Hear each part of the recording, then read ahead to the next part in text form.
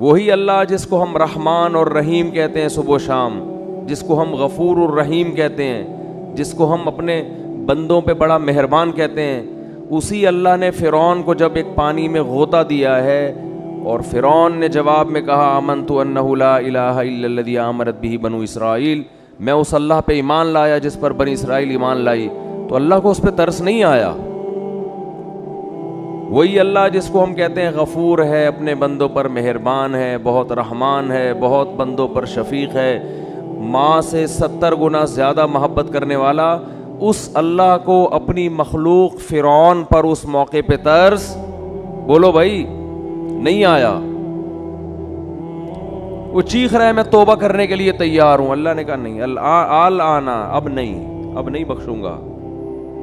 اور آئندہ اس سے بڑا عذاب آئے گا۔ اب تو یہ سمجھ رہا ہے کہ تو پانی میں ڈوب رہا ہے، یہ تو عذاب کی پہلی سیڑھی ہے۔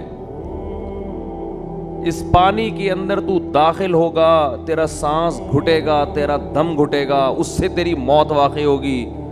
اور پھر اس کے بعد کیا ہوگا؟ النار یعرضون علیہا غدوا وعشیا،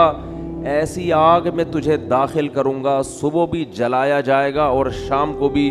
اور یہ قیامت تک عذاب ہوگا۔ جب میدان حشر میں حساب کے لیے کھڑا ہوگا تو اگلا اسٹیپ اس سے بھی زیادہ سخت ہوگا۔ وَيَوْمَ تَقُومُ السَّاعَةُ، جس دن قیامت قائم ہوگی، أَدْخِلُوا آلَ فِرْعَوْنَ أَشَدَّ الْعَذَابِ، اللہ کہے گا کہ اس فرعون کو اس سے بھی زیادہ سخت عذاب میں داخل کر دو۔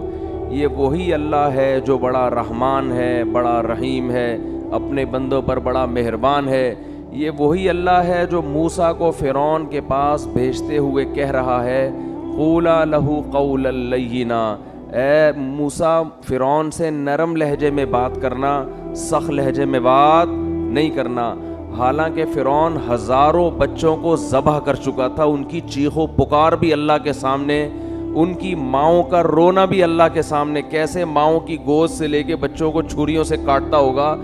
آپ تھوڑی دیر کے لیے اپنے بچوں کو سامنے رکھ کے تصور کر لیا کرو، کیا ماؤں کی بد دعائیں اس فرعون پہ لگتی ہوں گی۔ مگر ایک طرف اللہ ایسا رحمان ہے کہ موسیٰ سے کہہ رہا ہے اتنے ظالم کے ساتھ بھی جب آپ نے دعوت دینی ہے، سخت لہجے میں بات نہیں کرنا، ایسا نہ ہو وہ بدک جائے آپ کی دعوت سن کے، نرم لہجے میں بات کرنا، لعلہ یتذکر، شاید توبہ کی توفیق مل جائے، شاید کوئی سیدھے راستے پہ آ جائے۔ یہ اللہ کی رحمت کا پہلو ہے کہ اس سے زیادہ رحمت کسی کی ہو نہیں سکتی۔ اتنے بڑے ظالم، اور